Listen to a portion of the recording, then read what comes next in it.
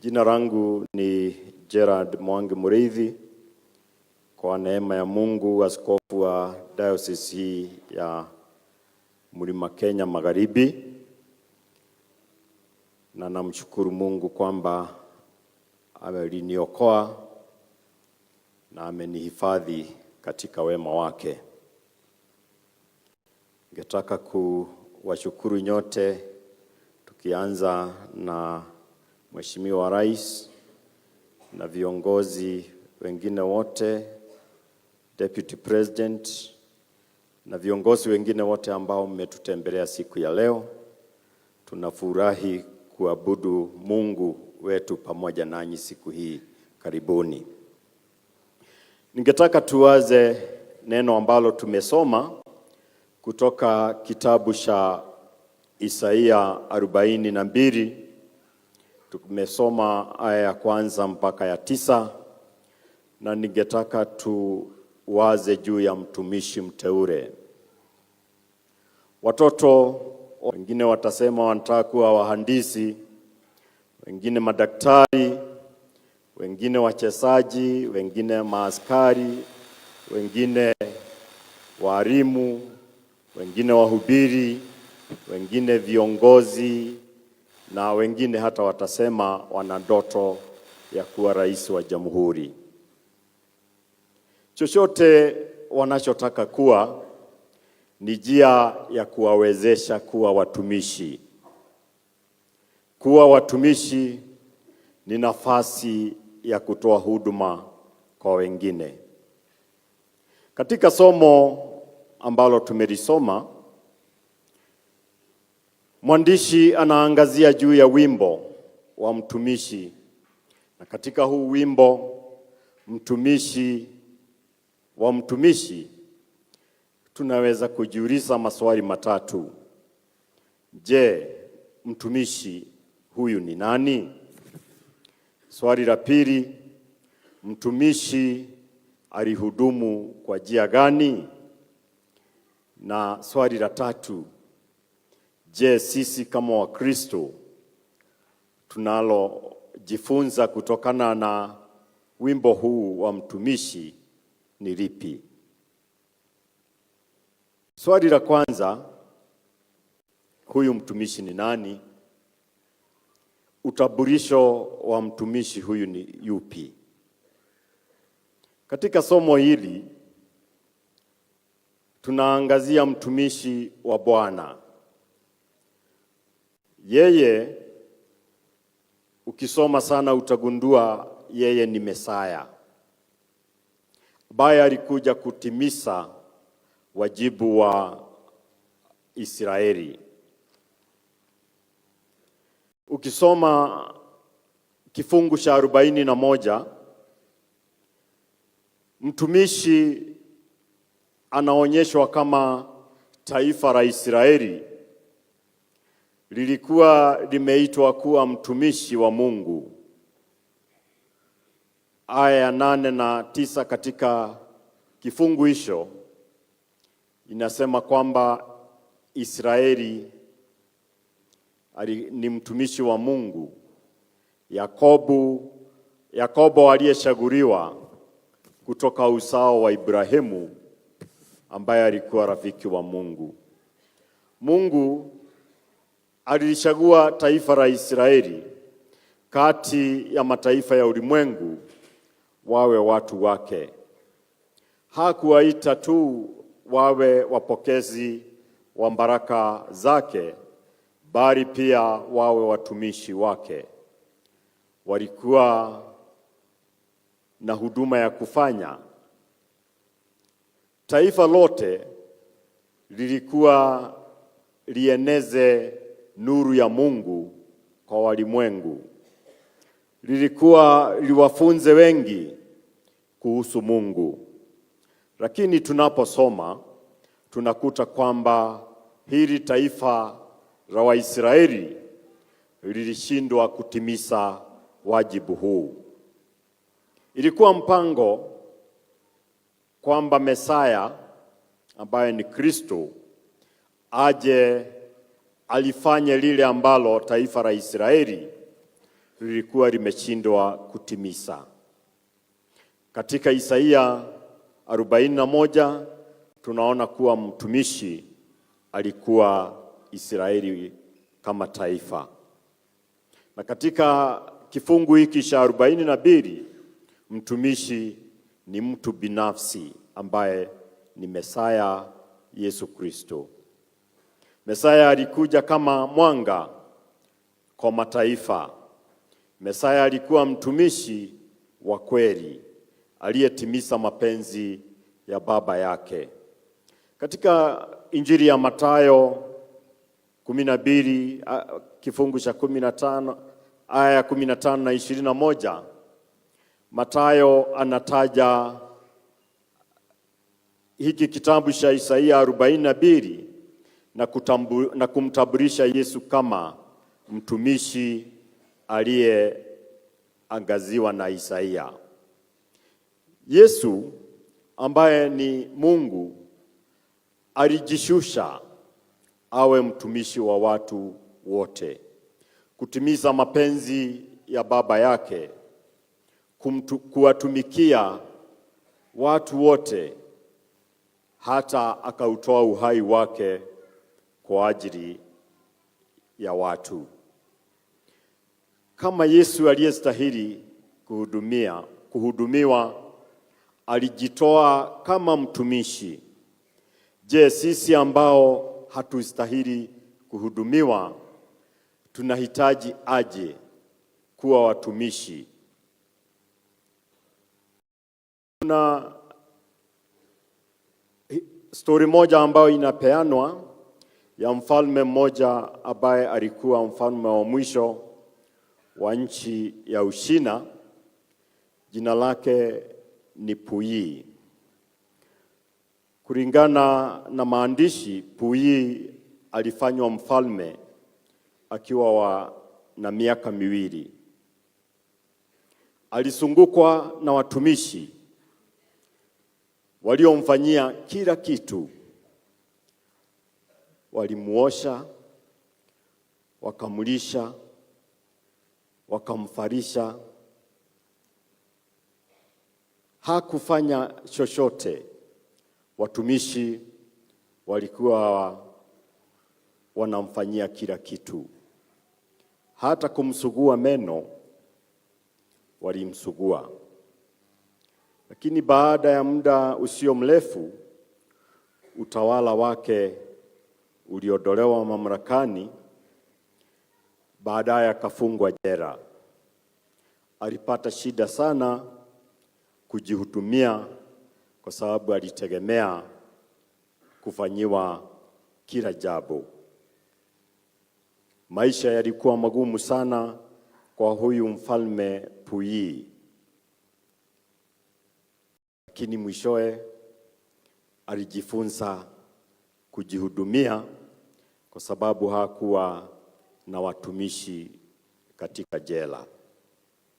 Sisi kama Wakristo tumeitwa sio tuwe wa kuhudumiwa, bali tuwe watu wa kuhudumia wenzetu. Yesu ametuita tuwe watumishi wa watu. Tuishi maisha ya kutoa huduma kwa wengine. Ukisoma Marko 9 aya 35 inatukumbusha kuwa tunapaswa kuwa watumishi. Wakristo wenzetu katika kanisa la Kikatoliki wanapoelezea majina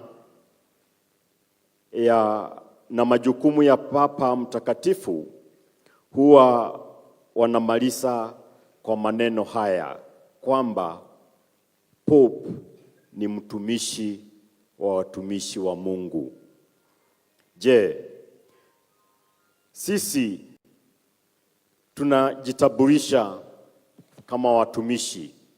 Tunajiona kama watumishi tunaposhikilia vyeo mbalimbali katika kanisa, katika serikali, tukiwa wazazi, tunajiona kama watumishi?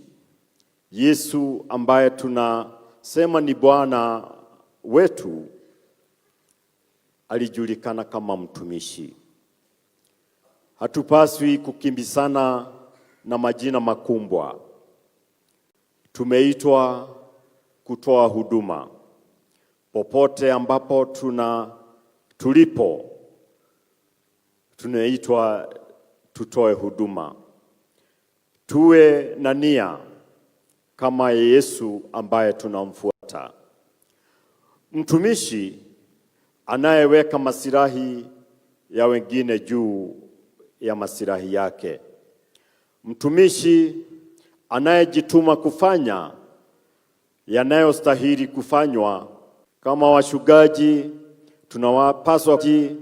tunawapaswa kuwahudumia Wakristo ambao wamewekwa chini yetu.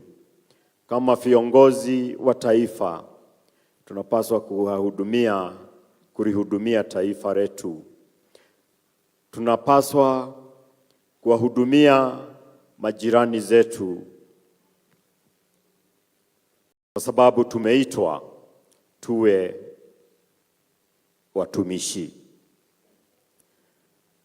Mtumishi kulingana na somo letu ako na sifa 3. Sifa ya kwanza ambayo inaelezewa katika hili somo ni kwamba huyu mtumishi ni mnyenyekevu. Mtumishi ambaye hatalia wala kupasa sauti.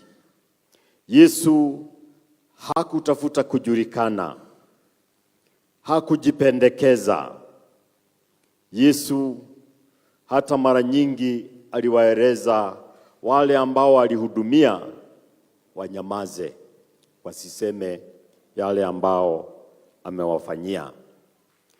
Ni kweli Yesu alistahili utukufu, lakini hakutafuta. Yeye alikuwa mtumishi, kiongozi kwa njia zote.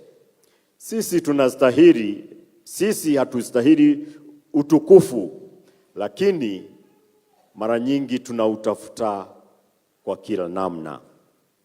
Yesu hakutafuta utukufu hata ingawa alistahili. Mtumishi pia ni mtu mwenye huruma, compassionate. Biblia inasema mwanzi uliopondeka hata ufunja, utambi unaotoa moshi hausimi. Mwanzi na tambi sinasimamia watu wa chini, watu ambao ni vulnerable, watu ambao wanastahili kusaidiwa kuinuka badala ya kukanyangwa na kumalizwa.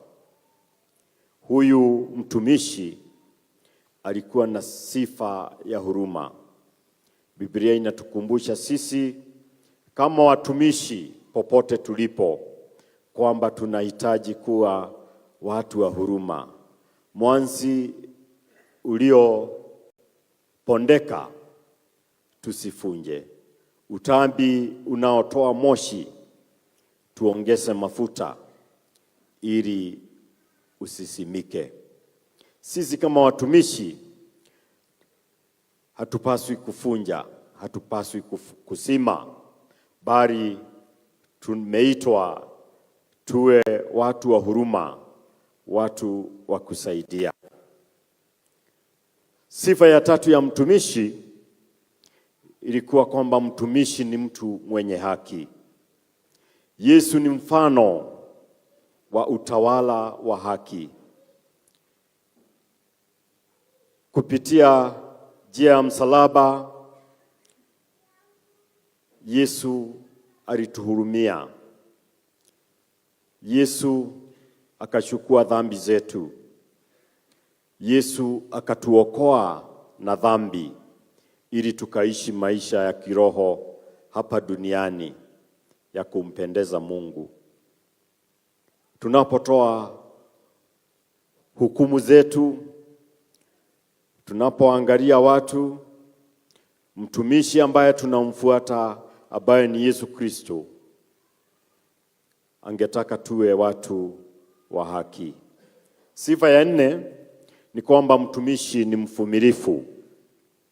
Verse 4 inatuambia huyu mtumishi hatasimia wala hatakata tamaa. Mtumishi anayefuata Yesu hakati tamaa. Huduma ya Yesu duniani ilikuwa na upinzani mkubwa kutoka kwa Shetani, kutoka kwa Mafarisayo, kutoka kwa Masadukai. Walimtafuta Yesu kwa kila namna. Walimfuata Yesu na kujaribu kutafuta maneno ambayo wangemshtakia. Lakini kwa nguvu za Mungu, Yesu alisimama kidete. Hakusimia wala hakukata tamaa. Watumishi ambao tumeitwa na Mungu katika nyanja mbalimbali, hatupaswi kukata tamaa. Wakati mwingine tutafedheheshwa, wakati mwingine tutatiwa woga, wakati mwingine watu watatafuta kutunyamazisha kwa kila njia. Lakini kama Yesu alivyoishi, hakutishika na lolote. Yeye aliweka macho yake kwa kazi ambayo alikuwa ameitiwa, kwa kazi ambayo alikuwa amepewa na Mwenyezi Mungu ya kuokoa ulimwengu. Sisi kama watumishi, popote Mungu ametuweka, tunapaswa kusimama kama Kristo. Hatupaswi kukubali kusimia. Do not faint. Do not lose heart. Tunapaswa kusimama kama watumishi wa Mungu aliye hai. Tusimame imara na kumtegemea Mungu ambaye ametuita, ili tuwe watumishi wake katika kazi ambazo ametupa. Yesu mtumishi mkuu, hata baada ya kuwa na upinzani mkubwa, alisimama imara. Ningeomba kwamba sisi sote pahali popote tulipo, tusitishwe na lolote tunapofanya kazi ambayo Mungu ametuitia, tunapofanya kazi ambayo Mungu ametupa. Uwe umeajiriwa kufagia kanisa, kufagia shule, fanya kazi yako ipasavyo, ukikumbuka wewe ni mtumishi. Na ngazi zote ambazo tumepewa, tufanye kazi zetu kwa uvumilivu. Tusikate tamaa, tusikubali kusimia kwa sababu ya upinzani wowote. Mungu atujalie tuwe watumishi waaminifu katika yote ambayo tunayafanya. Katika jina la Baba na la Mwana na Roho Mtakatifu. Neno litasimama, neno